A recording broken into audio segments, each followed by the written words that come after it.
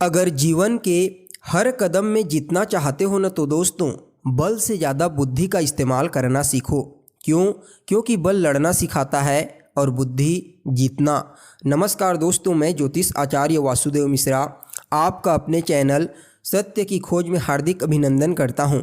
दोस्तों, आज का यह ज्योतिष का कार्यक्रम आप लोगों के लिए यानी कि सिंह राशि वालों के लिए बेहद ही ज़्यादा खास कार्यक्रम साबित होगा। आज हम चर्चा करेंगे आपके साप्ताहिक राशिफल के बारे में। जी हाँ दोस्तों, हर बार की तरह इस बार भी मैं आपको बताऊंगा आप लोगों के लिए कैसा रहेगा आपके जीवन का 6 नवंबर से लेकर के 12 नवंबर के मध्य का समय, जिसमें आपको बताएंगे ग्रहों की स्थिति के अनुसार आपके जीवन में किस प्रकार का परिणाम आपको आने वाले 7 दिनों में प्राप्त होने वाला है और जो भी ग्रह आपको नकारात्मक रूप से प्रभावित करेगा उसके लिए कौन सा उपाय आपको करना चाहिए। हर एक जानकारी विस्तार के साथ आपको बताएंगे, इसलिए वीडियो को बिना मिस किए अंत तक देखिए। तो दोस्तों, यह जो ज्योतिष का कार्यक्रम है यह आपकी जन्म की राशि यानी कि चंद्र राशि पर आधारित है। अगर आप अपनी जन्म की राशि नहीं जानते तो आप इसे अपनी प्रचलित नाम राशि के आधार पर समझ सकते हैं। तो देखिए, जो साप्ताहिक राशिफल होता है वह चंद्रमा के अनुसार होता है।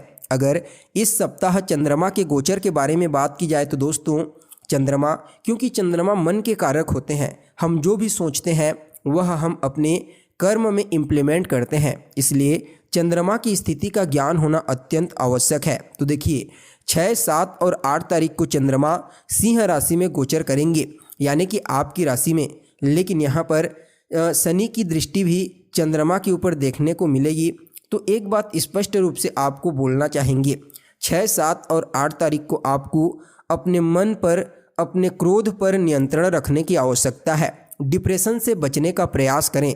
तो वहीं 9 और 10 तारीख को चंद्रमा कन्या राशि में गोचर करेंगे। यहीं पर शुक्र महाराज नीच राशि में गोचर कर रहे हैं और केतु भी यहीं पर विराजमान है, इसलिए इस समय थोड़ा सा संघर्ष का दौर आपके लिए बढ़ जाएगा और केतु यहाँ पर मौजूद होने के कारण ग्रहण योग का प्रभाव भी आपके जीवन में देखने को मिलेगा।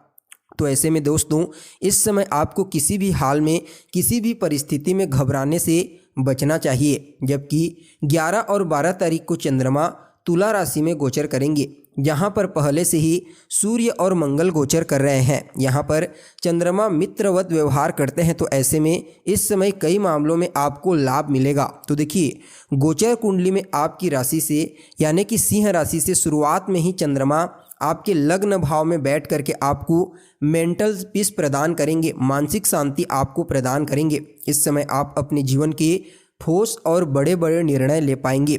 सप्तम भाव में चंद्रमा की दृष्टि पड़ने के कारण इस समय वैवाहिक जीवन में सुधार होगा। प्रॉपर्टी या फिर इन्वेस्ट को लेकर के कोई गुड न्यूज आपको मिलता हुआ नजर आएगा। जीवन साथी के स्वास्थ्य में भी सुधार होगा। इस समय आप खुद ही झुक करके घरेलू लाइफ को बहुत ही बेहतर बनाने का प्रयास करेंगे। तो वहीं दूसरे संतान जिनको कंसीव करना है उनके लिए भी समाचार बहुत ही बेहतर रहने वाला है। काफ़ी समय से चाह रहे थे कि नौकरी छोड़ करके व्यापार के क्षेत्र में चला जाया जाए, कोई ऑप्शन या फिर अपॉर्चुनिटी आपको नहीं मिल पा रही थी, तो 100% इस समय बनता हुआ नज़र आएगा।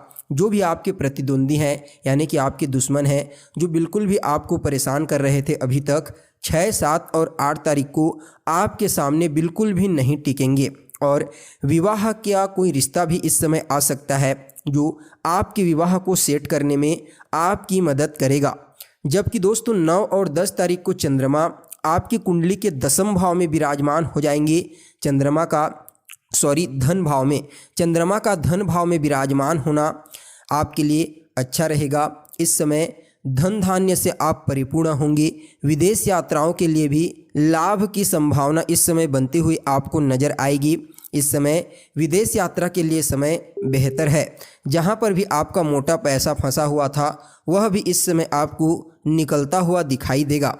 लेकिन दोस्तों, इस समय लव लाइफ या फिर जीवन साथी से या फिर ससुराल पक्ष से थोड़ी बहुत मतभेदता उत्पन्न हो सकती है। हालांकि ससुराल पक्ष के लाभ की संभावनाएं भी यहाँ पर 100% बनती हुई दिखाई देंगी, इसमें किसी भी प्रकार का कोई संशय नहीं है। इसके बाद अगर आगे की स्थिति के बारे में बात की जाए तो 11 और 12 तारीख को चंद्रमा आपके आत्मविश्वास में, आपके पराक्रम में वृद्धि करेंगे। तो वहीं पहले और दूसरे संतान के भविष्य को लेकर के जो भी परेशानियां थी, जो भी डाउट थी, वह 11 और 12 तारीख को ठीक होता हुआ आपको दिखाई देगा।